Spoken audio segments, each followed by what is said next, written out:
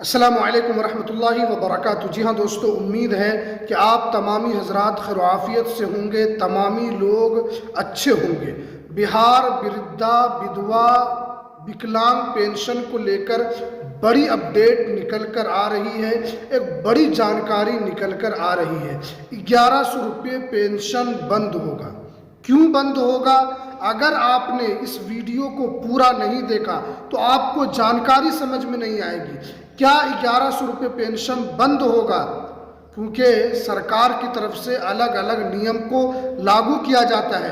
अगर आपने पूरी वीडियो नहीं देखा, हो सकता है कि कुछ जानकारी आपसे मिस हो जाए और आपको पता न चले और फरवरी के महीने से आपका पेंशन बंद हो जाए।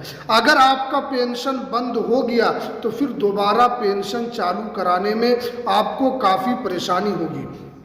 तो क्या इसको लेकर अपडेट है, क्या है पूरी जानकारी इस वीडियो के अंदर आपको मिलने वाली है। क्योंकि आप जानते हैं कि बिहार सरकार जो है, वृद्धा हो या विधवा हो या विकलांग पेंशन हो, सभी पेंशन धारकों को 1100 रुपये पेंशन देती है और महीने के 10 तारीख तक आपके अकाउंट में 1100 रुपये पहुँच जाता है। लेकिन अब सरकार ने साफ कर दिया है कि कुछ पेंशन धारक ऐसे हैं जिनको फरवरी के महीने का पेंशन का पैसा उनको नहीं दिया जाएगा। तो कौन लोग हैं जिनको यहाँ पर पैसा फरवरी का नहीं दिया जाएगा? क्योंकि बहुत सारे लोग गलती पे गलती कर रहे हैं और सरकार जो है उनको टाइम दे रही है, सरकार उनको वक्त दे रही है कि आप इस काम को कर लें। और पेंशन बढ़ाने को लेकर भी अलग अपडेट निकल कर आ रही है कि आपका पेंशन बढ़ेगा और 2500 से तक आपका पेंशन हो सकता है, 3500 तक आपका पेंशन हो सकता है। तो सरकार पेंशन भी बढ़ाएगी, लेकिन कुछ पेंशन धारकों के लिए यहाँ पर बड़ी अपडेट निकल कर आ रही है। देखिए, अगर आप पेंशन उठाते हैं, अगर आपका भी नाम पेंशन धारक में है, तो आपको यहाँ पर बताया गया है कि आपको जीवन प्रमाण पत्र यहाँ पर सत्यापन करना होगा। क्योंकि बहुत सारे लोग ऐसे हैं, अभी जो जीवन प्रमाण पत्र जो सत्यापन का जो डेट था, लास्ट डेट 31 दिसंबर 2025 था, लेकिन बहुत सारे ऐसे पेंशन धारक थे, बहुत सारे ऐसे पेंशन धारक जो बूढ़ी है, उनका फिंगर काम नहीं कर रहा था क्योंकि सर्वर ऊपर से स्लो था, सर्वर काम नहीं कर रहा था। वो लोग लाइन पर लाइन लगाकर सीएससी सेंटर में बैठी हुई है, लेकिन उनका काम नहीं हो रहा था।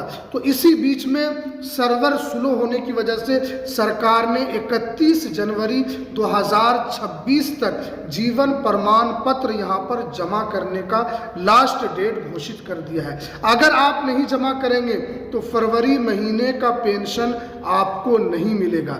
इस काम को आपको हर हाल में कर लेना है। उसके अलावा अपडेट जो निकल कर आ रही है कि ई-केवाईसी आपका फुल होना चाहिए, क्योंकि ई-केवाईसी के जरिए से सरकार जो है ये पता लगाती है कि सही व्यक्ति तक ये पेंशन की राशि पहुंच रही है या नहीं पहुंच रही है। सही व्यक्ति जो इसके लाभार्थी हैं उन तक ये पेंशन की राशि पहुंच रही है या नहीं पहुंच रही है। तो इसलिए आपको यहाँ पर ई-केवाईसी ज़रूर करवा लेना है।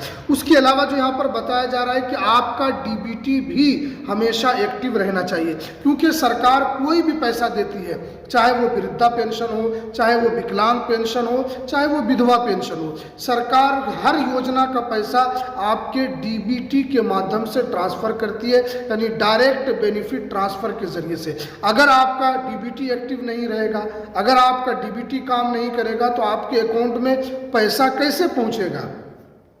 तो इसलिए सरकार ने कहा है कि आपका डीबीटी एक्टिव होना चाहिए। उसके अलावा बताया गया कि आपका जो आधार कार्ड है वो बैंक से हमेशा लिंक रहना चाहिए, क्योंकि अगर आपका आधार कार्ड बैंक से लिंक नहीं होगा तो आपके बैंक का जो सत्यापन है वो आपका सही से नहीं हो पाएगा कि ये वही व्यक्ति है जिन्होंने यहाँ पर बैंक खाता दिया है या किन्होंने दूसरा खाता लगाकर यहाँ पर पैसा उठाने की कोशिश कर रहे हैं। तो इसलिए आपको ये काम भी यहाँ पर ज़रूर कर लेना है। उसके अलावा जो यहाँ पर बताया गया कि अब उम्र की भी यहाँ पर जाँच की जा रही है। देखिए, अगर आप 60 साल आपकी एज नहीं है, फिर भी आप 60 साल से कम उम्र में आप वृद्धा पेंशन उठा रहे हैं, तो अब यहाँ पर बताया गया है कि अब उम्र का डिजिटल तरीके से सत्यापन किया जाएगा। और बहुत सारे ऐसे लाभार्थी हैं जो गलत तरीके से, उनकी एज पूरी नहीं हुई है, उन्होंने यहाँ पर उम्र बढ़ाकर यहाँ पर पेंशन का पैसा उठा रहे हैं, तो अब उन लोगों के ऊपर एक बड़ी कार्रवाई सरकार करने के लिए जा रही है। इसलिए अगर आपकी एज 60 साल हो चुकी है तभी आपको पेंशन का पैसा लेना है, वरना आपको पेंशन के साथ आपको जुर्माना भी देना पड़ेगा और सरकार इसकी पूरी रिकवरी आपसे ही करेगी। उसके अलावा बताया गया कि दिव्यांग पेंशन के सर्टिफिकेट की जांच होगी।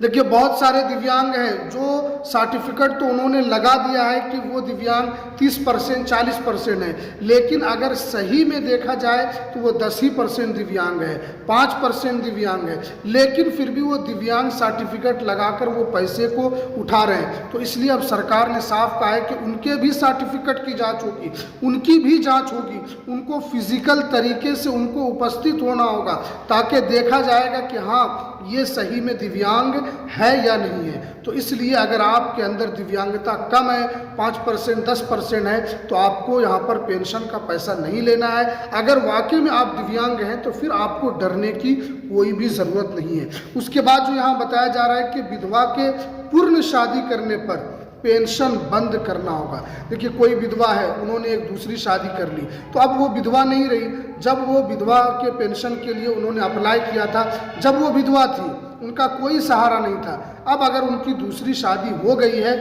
तो अब वो विधवा नहीं है, अब वो शादीशुदा है। तो इसलिए सरकार ने साफ कहा है कि इन लोगों के पेंशन की भी जांच होगी, और अगर वो पकड़े जाते हैं, विधवा नहीं है, पहले विधवा थी फिर भी विधवा के नाम से वो पेंशन का पैसा उठा रही है, तो सरकार उन पैसे की भी रिकवरी करेगी और उनको जुर्माना भी देना पड़ेगा।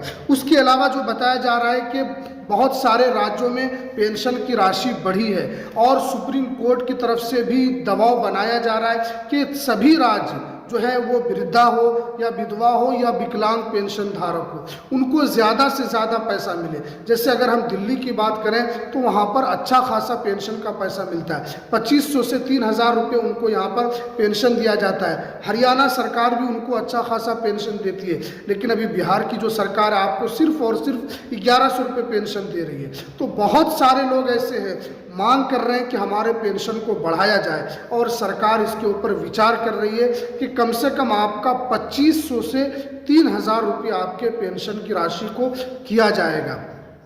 तो उससे क्या होगा कि जो जितने भी दिव्यांग महिलाएं हैं या वृद्धा महिला है या जितने भी विधवा महिला हैं, उनका अच्छी ज़िंदगी एक तरीके से गुजर सके।